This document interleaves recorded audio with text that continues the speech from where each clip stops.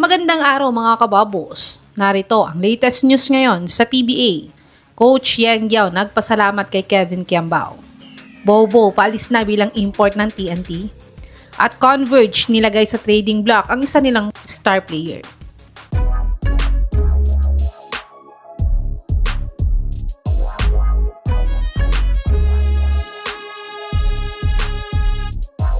Nakuha nga ng Rain or Shine ang 6th game winning streak nila kontra sa Converge last Friday. At ito na nga ang pinaka-best start nila sa franchise history nila. At ang isang ang naging dahilan dito ay naging fit nga sa sistema nila ang import nila ngayon na si Jalen Johnson. Kaya ayon nga kay Coach Yeng ay good thing nga daw na in-scout daw nila si Johnson mula kay Kevin Kiambao. Kaya't nagpapasalamat daw si Coach Yeng kay KQ dahil ginarantid niya daw na magaling si Johnson. Pati sa pagsasayaw, kaya daw nila kinuha si Johnson bilang import nila dahil dito.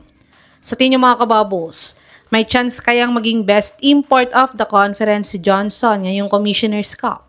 I-comment nyo na po yan sa baba. Dumako naman tayo sa balitang paalis na daw ba si Bobo bilang import sa TNT? Nanalo nga ang TNT tropang 5G kontra sa Terra Firma Jeep sa score na 101-89.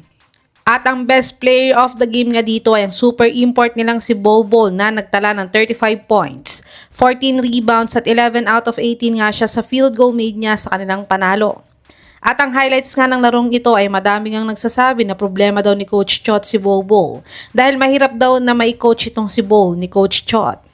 Pero ayon mismo kay Coach ay hindi nga daw problema sa kanya si Bo dahil lagi niya nga daw sinasabi sa mga teammates niya na kung may nakita daw silang mali sa ginagawa niya ay sabihin daw agad sa kanya ito kaya't coachable daw si Bo. At nakikipag-communicate daw siya sa mga teammates niya. Pero ayon nga sa sources Sir Snow Badua ay malapit na nga daw umalis itong si Bobo dahil ayaw daw nitong ma-injury sa pisikalan sa PBA. Kayo mga kababos, gusto niyo bang umalis na si Bobo sa TNT at sino kaya ang gusto niyong ipalit na import sa kanya? I-comment niyo na po yan sa baba. Tumungo naman tayo sa balitang nilagay na daw sa trading block ang isa nilang star player. Ang Converge nga ay napaka-loaded na team ngayon sa PBA. Pero sila nga ay pangalawa sa kulelat na teams ngayon sa PBA. At sila pa nga ay may 5-game losing streak ngayong conference. Kaya kahit buo na nga ang lineup nila kontra sa Rain or Shine last Friday, ay natalo pa din sila. At pati nga ang comeback star player nilang si Mikey Williams ay bumabalik na ang laro niya ngayong Commissioner's Cup.